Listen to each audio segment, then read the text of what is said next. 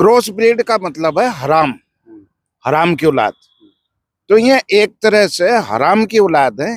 जिसकी तू बात कर रहा है कि बेटियां देकर राज करी, तलवारों के दम पे राज करें, तो जान को तो खतरा इसकी है और ये बचेगा भी नहीं। नमस्कार, स्वागत है आप सभी का हिंदुस्तान 24 पर और मैं आप सबके साथ विपिन चौधरी। नागौर से सांसद हनुमान बेनीवाल का एक विवादित बयान इस समय सोशल मीडिया पर खूब वायरल हो रहा है और राजपूत समाज के लोगों में इस बयान को लेकर बहुत गुस्सा है। लेकिन हनुमान बेनीवाल का कहना ये है कि इस बयान पर ना तो वो माफ़ी मांगेंगे और ना वो किसी से डरते हैं। आज राजपूत समाज के लोग हमारे साथ में मौजूद हैं और हनुमान बेनीवाल के इस बयान पर ये क्या कहते हैं, सीधे इनसे ही बातचीत करते हैं। सर, शुरुआत हम आपसे करेंगे। हनुमान बेनीवाल ने जिस तरीके से कहा है कि राजस्थान के जो राजा हुए हैं उनमें से एक दो ने तो लड़ाई लड़ी है, बाकी ने तो सबने समझौते किए हैं, अपनी बेटियां मुगलों को दी हैं और फिर राज किया है। तो हनुमान बेनीवाल के इस बयान पर आप क्या कहेंगे? देखिए, एक वो जो बेनीवाल जी हैं, वे एक सांसद हैं, जिम्मेदार आदमी हैं और देश के सांसद हैं। वे कहीं भी कोई सिफारशी चिट्ठी लिख सके पूरे देश में। अगर मैं देश की बेटी को अपनी बेटी नहीं मानते तो उनसे बड़ा गद्दार दुनिया में कोई हो नहीं सकता। किसी भी बिरादरी की बेटी हो, गांव की हो, देश की हो, उस कस्बे की हो, शहर की हो, उसे धी बेटी अपनी मानते हैं लोग। और ये अपनी दूसरों की मान रहे, भारत की बेटी को भारत की बेटी नहीं मानना एक सबसे बड़ा, इससे बड़ी गद्दारी और क्या होगी। एक इससे पहले में हराम जी लाल थे, उसमें भी राम जी का नाम था, इसमें हनुमान जी का नाम है। तो इनमें ये फर्जी लोग हैं, ये कहीं ना कहीं क्रॉस ब्रीड है। क्रॉस ब्रीड का मतलब है हराम, हराम की औलाद। तो ये एक तरह से हराम की औलाद है। ये असली जाट इस बात को कह ही नहीं सकता। असली जाट तो किसी का अपमान कर ही नहीं सकता। और दूसरी बात यह है कि जो ये ऊंची बिरादरियां हैं 4-5, इनका बाप दादा परदादा कहीं ना कहीं एक है।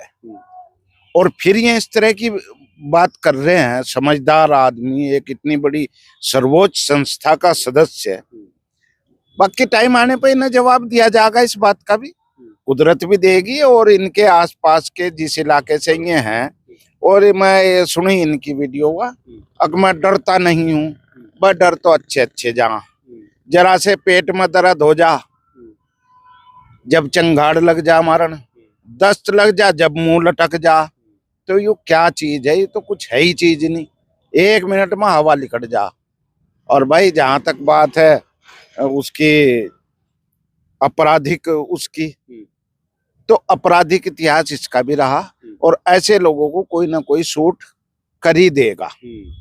समझ रहे ना? सूट मतलब कोई चाहे हत्तापाई करे, चाहे कोई मुंह काला करे या कोई शाही फेंक दे, जो भी है, इस तरह का कोई ना कोई इनकी साथ जरूर हो जाएगा काम। और जिसका इन्हें मतलब भुगतना पड़ेगा, चाहे चुनाव में भुगते। इस तरह का देखो, देश की बहू बेटी के बारे में अपने देश को दूसरे देशों में बदनाम करना, जिसमें भारत का नाम है, आज भी नाम है, पहले भी नाम था, सदियों से नाम है भारत का दुनिया में। ठाकुर साहब, हनुमान बेनीवाल जाट है, जाट बलवान, तो रामजी लाल सुमन नहीं है। तो हम का बलवान को डरा रहे किसी को? हम तो डराए उसे भी नहीं रहे थे, हम तो उसे भी सावधान कर रहे थे, भाई सावधान रहो। इस भाई को भी सावधान रहना चाहिए। अगर यू अपने को पहलवान मान रहा तो बहुत अच्छी बात है, ना रहो सावधान। हमारा मतलब कहने का यह है, सही तो कहीं आके नजदीक से नहीं फेंकी जाती, दूर से भी फेंक दे आदमी मुंह काला करने को तो, और इतना ही बहुत हो ऐसे लोगों के लिए। देखिए, अगर किसी का जूता ही मुंह पर मार दिया उसकी भी बेइज्जती है, और किसी को जूता दिखा दिया वो भी बेइज्जती है।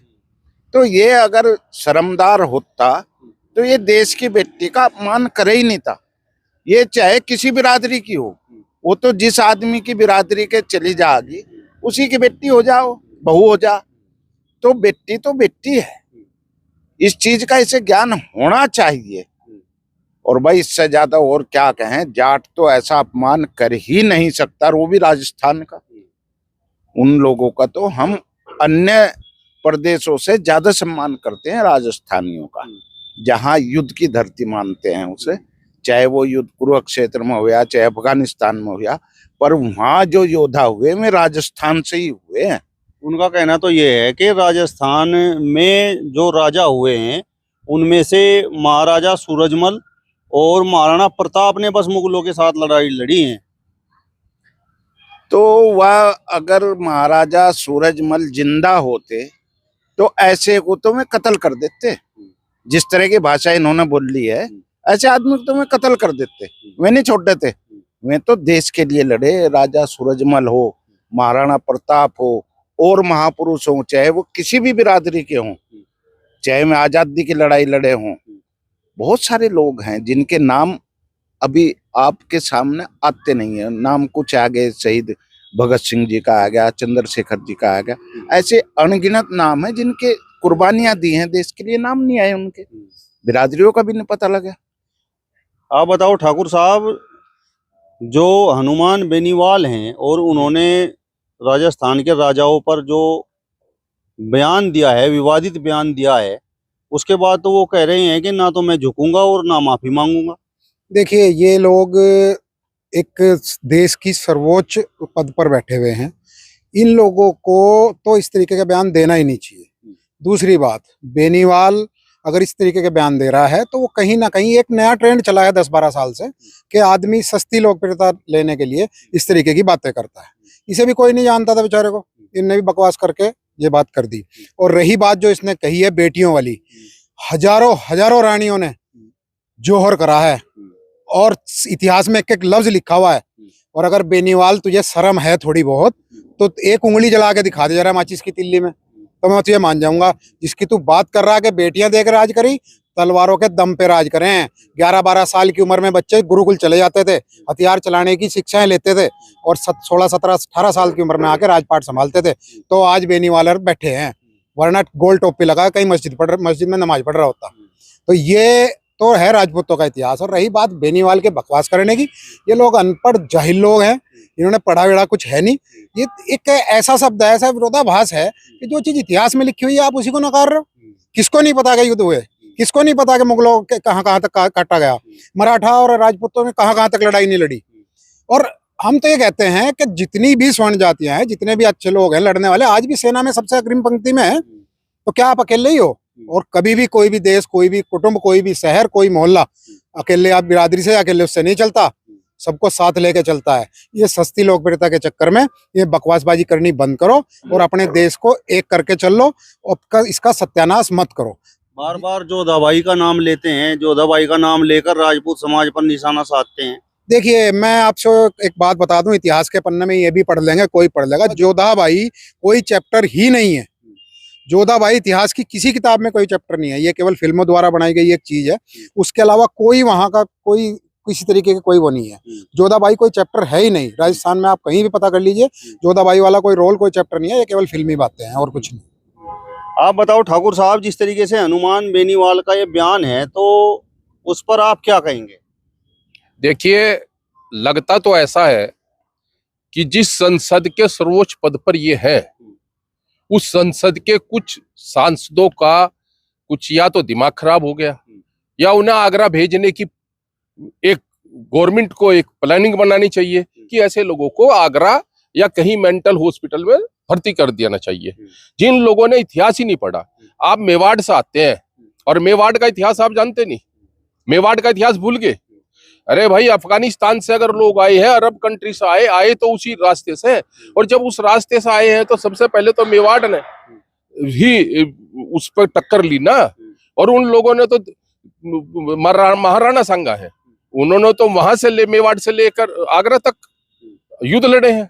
और आप कह रहे हैं कि युद्ध नहीं किसी ने लड़ा और केवल सूरजमल और महाराणा प्रताप ने युद्ध लड़ा। अरे भाई, सबने युद्ध लड़े। अगर ये युद्ध ना लड़े होते, आज जिस जनसंख्या की बात करते हैं या इस बात करते हैं कि इनकी जनसंख्या सबसे कम है, ये राजपूत समाज बहुत कम है, अगर इनके 14 साल से लेकर 18 साल तक के बच्चे शहीद ना हुए होते और देश के लिए समर्पित ना होते तो आज इनकी जनसंख्या बहुत जबरदस्त होती। और आज भी आप देखेंगे कि अगर कोई ठोस निर्णय और कठोर निर्णय की बात है तो वो एक राजपूत समाज ले सकता है। और बेनीवाल क्या कह रहे हैं, जाट समाज तो क्या साथ नहीं रहा, क्या वो सारे जाट उनके साथ हो जाएंगे? नहीं होंगे, वो तो मेवाड़ के भी नहीं होंगे, वो तो और पूरे देश के भी नहीं होंगे। तो कहाँ की बात कर रहे हैं, केवल सस्ती लोकप्रियता की।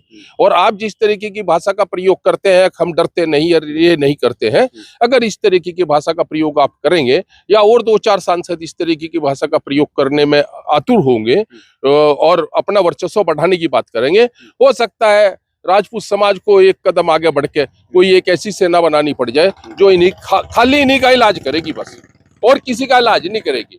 अब हमें सबसे बड़ा दुख इस बात का है, तो हम इलाज विदेशों के लोगों का करें या अपने देश के लोगों का करें, ये इनको सुधार करने की आवश्यकता है और सुधार इनको करना चाहिए। और अगर ये सुधार नहीं करते हैं तो ये जो है ये गुलामी की तरफ जो है इस देश को भेजने की प्लानिंग कर रहे हैं, और आने वाले भविष्य में फिर राजपूत समाज ही अग्रणी होकर जो है इस देश को बचाने की बात करेगा और वही इसमें सहयोगी होगा। आप बताओ ठाकुर साहब, हनुमान बेनीवाल ने तो ये कहा है कि महाराजा सूरजमल और महाराणा प्रताप ने बस मुगलों के साथ लड़ाई लड़ी है। मुझे बड़ा अफसोस होता है, जिस राजस्थान का रहने वाला बेनीवाल है उसका गौरवपूर्ण इतिहास, कितने सैकड़ों सूरवीर उस धरती पर हुए हैं, उसके बावजूद भी वो अज्ञानता इतनी दिखा रहा है। ये बहुत कुंठित घृणित व्यक्ति है, क्योंकि इसे सस्ती लोकप्रियता पाने का पहले से ही शौक है इसका, क्योंकि ये पहले भी इस तरह के कई बार बयान दिया और फिर बाद में इसने जो है राजपूतों के खिलाफ इसने इस तरह के बयान दिए, फिर बाद में घर जाकर पैर पकड़ के माफी मांगता था ये। लेकिन आज इसने जिस तरह से बयान दिया है, इसका इलाज तो वहां पर राजस्थान वाले ही कर देंगे, वो तो फिराक में लग रहे, क्योंकि इसकी सुरक्षा के लिए भी इसने ऊपर कह दिया कि मेरी सुरक्षा बढ़ाई जाए क्योंकि मेरी जान को खतरा है। तो जान को तो खतरा इसकी है और ये बचेगा भी नहीं। जिस सदन में बैठ करके, मतलब जिस तरह से उस सदन का ये मेंबर है और इस तरह की घृणित बयान ये दे रहा है, तो ये सहन नहीं होगा बिल्कुल भी, और इसका 100% इलाज होगा। ये सूरजमल जी के जो वंशज, ये उनका अभी कुछ ही महीने पहले का बयान है कि हम जाट नहीं है, हम राजपूत है। ठीक है, जब ये उनके पूर्वज कह रहे हैं इस चीज को कि हम राजपूत हैं, ये जाट बिरादरी जो है इस चीज को मतलब ये जाट मानती है, तो मानने दो, लेकिन वो तो पूर्वजों को उनके पता है कि हम राजपूत हैं। लेकिन ये अज्ञानता के मारे हुए लोग जिस तरह की अज्ञानता दिखाते हैं, ये सबको पता है। और इसकी जो जिस सीट से लड़ता है, इसकी पारंपरिक सीट है, इसकी पत्नी पिछली बार 2024 के उपचुनाव में हार चुकी थी, अब इसका वहां से जनाधार खत्म हो रहा है। तो इस तरह की बयानबाजी करने के बाद ये सोच रहा है कि क्या पता तेरा वोट बैंक बढ़ जा ऐसी, क्योंकि राजपूतों के खिलाफ एक ये मुहिम जो चली हुई है उल्टे सुल्टे बयानबाजी की, तो ये इसने देखा कि उत्तर प्रदेश में समाजवादी पार्टी के जो रामजीलाल सुमन है, उन्होंने भी इस तरह का बयान दिया, तू राजस्थान में ऐसी चर्चा करके। रामजीलाल सुमन को तो आप लोगों ने बहुत डराया, तो हनुमान बेनीवाल जाट हैं, मजबूत हैं, तो क्या उनके घर पर भी राजपूत समाज करणी सेना चढ़ाई करेगी?